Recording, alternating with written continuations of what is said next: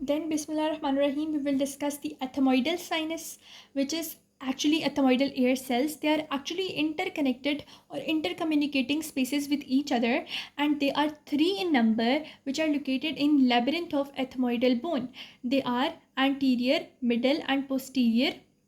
Superiorly, they are related to the orbital plate of frontal bone. Then posteriorly, they are related to the perpendicular part or orbital process of palatine bone, and then the sphenoidal concha.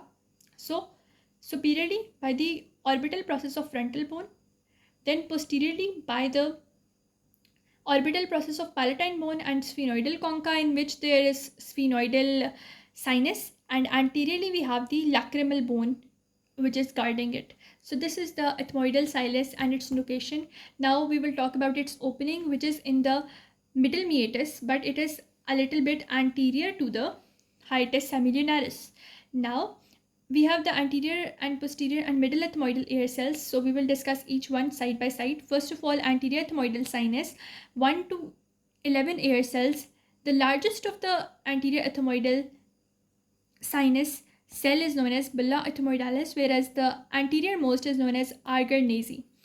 Artery which is supplying it, it is known as anterior ethmoidal vessels, artery and nerve both. And lymphatics, this is going to go into submandibular lymph node. Similarly, middle is also going to drain into submandibular lymph nodes, but the posterior is going to drain into retropharyngeal lymph nodes. Let's see middle, 1 to 7 ethmoidal air cells, and the opening of this is also in the middle meatus of the nose. Arterial supply, anterior ethmoidal vessels similarly, and lymphatic drainage, submandibular lymph node, and nerve is orbital nerve derived from pterygopalatine ganglion. And posterior ethmoidal sinus, it will be supplied by nerve and vessels will be posterior ethmoidal, and an orbital branch of the pterygopalatine ganglion will also supply it. Also, lymphatics are retropharyngeal, and its opening is into the superior meatus of the nose. Anterior and posterior ones, they were opening into middle meatus, whereas the posterior ethmoidal sinus opens into the superior meatus. Also, anterior and middle are supplied by anterior ethmoidal vessels, whereas posterior is supplied by posterior ethmoidal vessels. Also, their lymphatic drainage, anterior and middle drain into submandibular lymph nodes, whereas posterior drains into the retropharyngeal lymph nodes.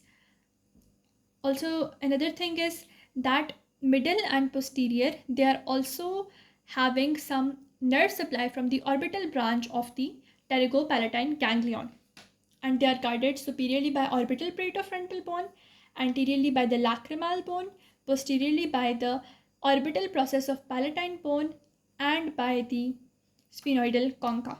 So this is for the ethmoidal sinus, which are 3 in number. I hope you understood each and everything related to them.